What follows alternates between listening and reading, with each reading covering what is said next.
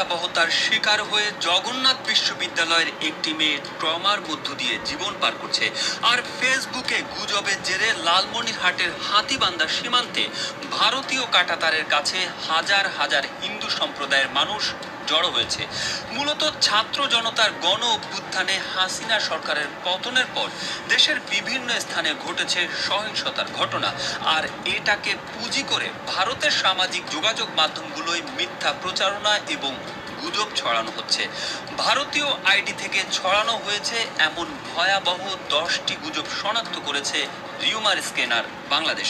Cricketer মাশরাফির বাড়িতে আগুন দেওয়ার ঘটনাকে ভারতীয় একটি আইডিতে বলা হয় বাংলাদেশের হিন্দু ক্রিকেটার লিটন দাসের বাড়িতে আগুন লাগানো হয়েছে। তবে এ নিয়ে নিজের ভেরিফাইড আইডিতে লিটন জানিয়েছেন তার বাড়িতে হামলার খবর স্রেফ গুজব। 2018 সালে বাংলাদেশ ভারত সীমান্তে দুই দেশে বসবাসরত বিচ্ছিন্ন আত্মীয়দের মিলন মেলা ভিডিওকে ভারতীয় একটি আইডি থেকে পোস্ট করে বলা হচ্ছে সাম্প্রতিক সময়ে বাংলাদেশ আসাম বর্ডারে হিন্দু শরণার্থীদের ভিড়। কেউ না বুঝলেও আমরা আপনার প্রয়োজন বুঝি, আর তাই তো অত্যাধুনিক ফিচার সম্বলিত বিভিন্ন সাইজ আর কালারের 250-এরও বেশি ডিজাইন অপশন নিয়ে ওয়ালটন স্মার্ট ফ্রিজ বোঝে আপনার প্রয়োজন। একটি মেয়ের হাত পা বাঁধা এবং মুখে স্কচ টেপ লাগানো এমন একটি ভিডিও ভারতীয় একটি আইডি থেকে পোস্ট করে বলা হয় বাংলাদেশে হিন্দু নারী নির্যাতনের দৃশ্য।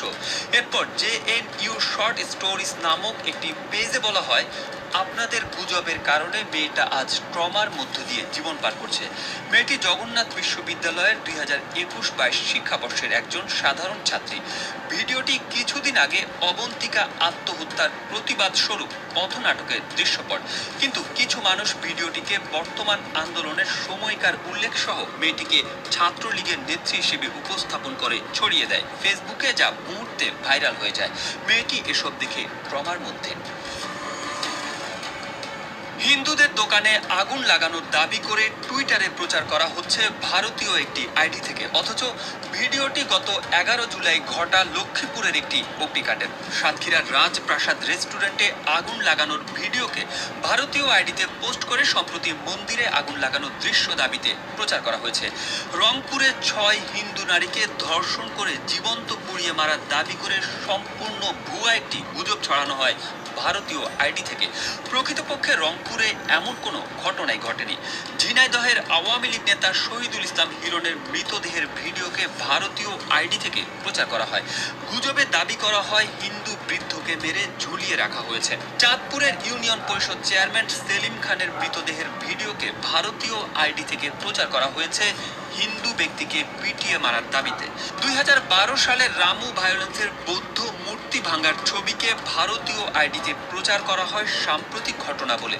বাংলাদেশে হিন্দু নারীদের বন্দি করে বিক্রি করা হচ্ছে এমন ক্যাপশন দিয়ে ভারতীয় একটি আইডি থেকে ভিডিও পোস্ট করে গুজব ছড়ানো হয়।